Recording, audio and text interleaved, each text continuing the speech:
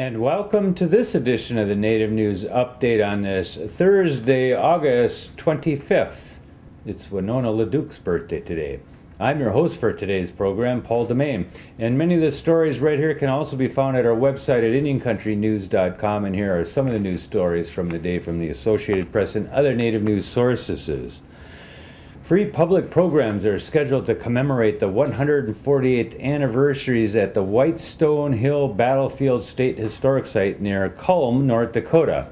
The site is where U.S. cavalry troops battled with Sioux warriors on September 3rd and 5th, 1863, in what historians say was the last major battle between soldiers and American Indians east of the Missouri River.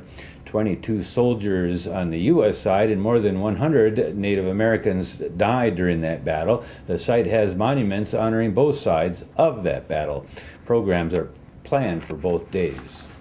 The Tanana Chiefs Conference has landed funding to convert a South Cushman Street hotel into a residential facility for the homeless. The Fairbanks-based Consortium of Interior Tribes plans to open the facility by December, according to TCC Deputy Health Director Jacqueline Bergstrom. TCC is purchasing a vacant 62,000 square foot hotel for the purpose, which has previously been a Westmark hotel and Best Western on South Cushman.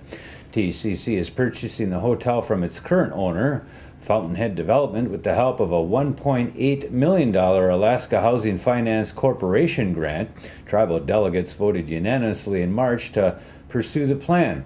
The future homeless facility will operate under a model known as Housing First, which allows homeless people to obtain a place to live without a demand that they stop drinking first.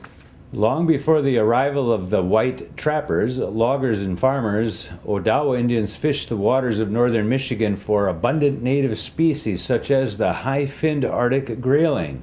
Overfishing and habitat destruction drove the grayling to extinction in the state decades ago, but one band of Ottawa Indians has landed a $200,000 federal grant and enlisted Michigan Technological University scientists for a 2-year research effort to test the feasibility of successfully reintroducing the grayling in the Big Manistee River watershed of the northern Lower Peninsula.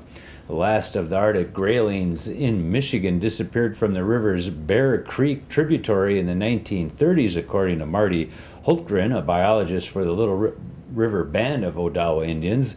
Montana's Big Hole River now hosts the only surviving Arctic grayling population in the U.S. outside of Alaska. As he and the fellow tribal biologist Stephanie Ogren see it, the effort at reintroducing the Arctic grayling in Michigan is both an environmental and cultural imperative. It is part of an effort to bring back other native species and restore a damaged environmental system while also making it possible for native peoples to fish for species that help sustain their great and great-great-grandparents, they say. A principal factor in the Arctic's grayling's disappear in Michigan was logging, which eliminated covering trees and raised the water temperature, as well as silting up the stream beds in which grayling and other fish spawn. Other factors included overfishing and competition from non-native game fish, according to the biologist. 10 recent graduates of Flandreau Indian School will attend South Dakota State University this fall.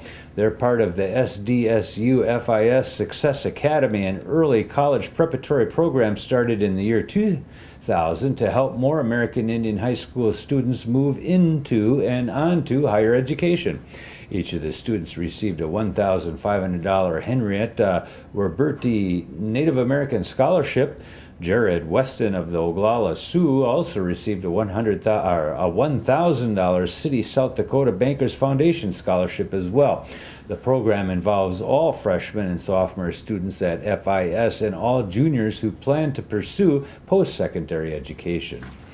Alison McCarty speaks Latin. She knows a little Greek and a few words of Spanish, but when the 14-year-old sings, she sings in her mother's language of Yupik.